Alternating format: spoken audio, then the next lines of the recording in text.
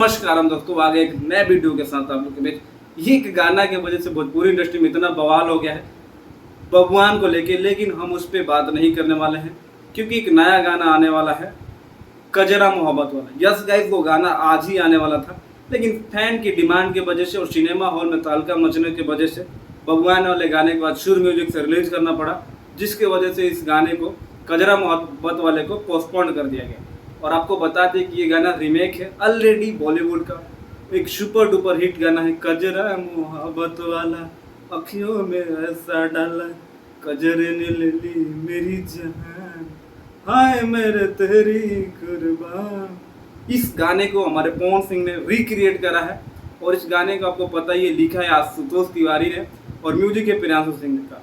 जब भी आशु प्रियांशु की जोड़ी आती है, भोजपुरी इंडस्ट्री में एक नया इतिहास बनता है और एक नया हिस्ट्री क्रिएट हो जाता है।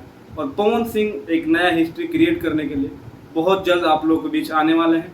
अभी तक इसका टीजर भी नहीं आपने देखा है, तो टीजर आ चुका है, 11 नंबर पे शायद ट्रेंड कर रहा है। आप सोच सकते हैं, टीजर पे अभी तक 4 लाख 5 लाख के करीब व्यूज मिल चुका है। गाने को शायद कल रिलीज करने वाले हैं लोग, और अभी तक इसका जो है मोशन पोस्टर के साथ साथ छोटा सा टीजर ही कह सकते हैं आया है, और शायद गाने को कल या परसों तक रिलीज कर दिया जाएगा।